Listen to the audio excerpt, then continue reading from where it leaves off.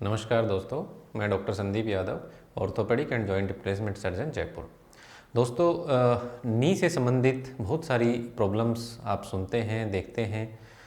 सबसे ज़्यादा ज़रूरी हमारे को इस चीज़ को समझना है कि घुटने के आसपास कौन कौन सी ऐसी स्ट्रक्चर्स होती हैं, ऐसी संरचनाएं होती हैं जो किसी इंजरी की वजह से, कोई एक्सीडेंट की वजह से या कोई स्पोर्ट्स इंजरी जो खेल कूद की चोट होती है उसकी वजह से डैमेज हो सकती हैं या इंजर्ड हो सकती हैं। तो आज हम सबसे पहले बात करेंगे कि घुटने के पास कौन कौन सी महत्वपूर्ण स्ट्रक्चर्स होती हैं। तो दोस्तों, ये आप देख रहे हैं, एक नी का मॉडल है हमारे पास। इसमें आप देखेंगे कि जो ऊपर वाली जो हड्डी है, जिसको हम जांग की हड्डी बोलते हैं, ये हड्डी होती है फीमर। और ये जो नीचे वाली जो लेग बोन है, जिसको टिबिया कहते हैं, उसके साथ ये इस तरह से आर्टिकुलेट करके आपका नी का जॉइंट बनाती है। तीसरी जो हड्डी यहाँ पे होती है वो होती है हमारी पेटेला।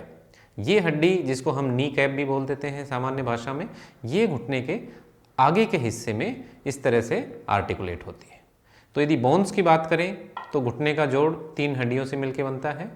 मुख्य रूप से जांग की हड्डी यानी कि फीमर, नीचे लेग बोन यानी कि टिबिया, एंड जो आपकी आगे की ढकनी होती है या जिसको हम मेडिकल लैंग्वेज में पटेला कहते हैं। तो ये 3 हड्डियों से मिलकर एक घुटने का जोड़ बनता है।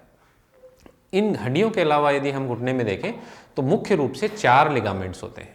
4 लिगामेंट की जब मैं बात करता हूं तो 2 कोलेटरल लिगामेंट्स होते हैं। जो बाहर वाला हिस्सा है उसके अंदर जो लिगामेंट होता है उसको हम लेटरल कोलेटरल लिगामेंट कहते हैं। जो अंदर वाला घुटने का हिस्सा होता है उसके पास उसको जो लिगामेंट होता है उसको हम मीडियल कोलेटरल लिगामेंट कहते हैं। और नी के अंदर यदि आप देखेंगे तो 2 लिगामेंट घुटने के अंदर पाए जाते हैं, जिसको हम जो आगे की तरफ जो लिगामेंट होता है उसको एंटीरियर क्रूशिएट लिगामेंट यानी कि एसीएल लिगामेंट कहते हैं, और जो पीछे के हिस्से में जो लिगामेंट होता है उसको हम पीसीएल लिगामेंट या पोस्टीरियर क्रूशिएट लिगामेंट कहते हैं। तो कुल मिलाकर 4 महत्वपूर्ण लिगामेंट्स होते हैं जो घुटने की स्ट्रक्चर को, घुटने की संरचना को स्टेबल रखने का काम करते हैं, नी को स्टेबल रखने का काम करते हैं। अब तीसरी बात आती है, जो हमने पहली बात देखी हड्डी, दूसरे हमने लिगामेंट्स देखे, तीसरी जो सबसे महत्वपूर्ण स्ट्रक्चर है वो है मेनिस्कस। मेनिस्कस का मतलब क्या होता है कि जो ऊपर वाली जांग वाली हड्डी है और नीचे वाली जो लेग बोन है, उन दोनों हड्डियों के बीच में एक कुशन जैसी स्ट्रक्चर होती है, एक वॉशर जैसी स्ट्रक्चर होती है, वो होती है मेनिस्कस। ये दोनों कंपार्टमेंट, जो घुटने का मीडियल कंपार्टमेंट है और जो घुटने का लेटरल कंपार्टमेंट है, दोनों में अलग शेप की ये गद्दी या मेनिस्कस जिसको हम कहते हैं, ये होती है।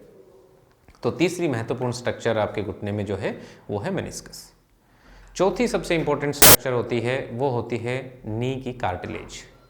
ये जो हड्डी का जो लोअर एंड है उसके ऊपर यदि अपन सामान्य भाषा में बात करें तो एक रबड़ की परत जैसी एक लेयर होती है जो उसको स्मूथनेस देती है या उसको सॉफ्ट और स्मूथ बनाती है, जिसकी वजह से हमारे घुटने की मूवमेंट्स नॉर्मली होती रहती है।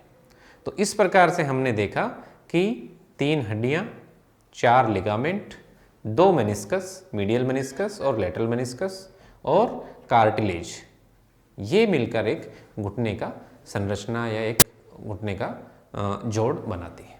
तो इस प्रकार से ये घुटने का एक जोड़ बनता है। अब किसी भी चोट की वजह से कोई फ्रैक्चर हो जाता है या कोई रोड ट्रैफिक एक्सीडेंट हो जाता है या गिरने की वजह से या कोई भी स्पोर्ट्स इंजरी, आप स्पोर्ट्स खेलते हुए कोई ट्विस्टिंग इंजरी हो जाती है, तो इनमें से किसी भी संरचना को या किसी भी स्ट्रक्चर को चोट लग सकती है।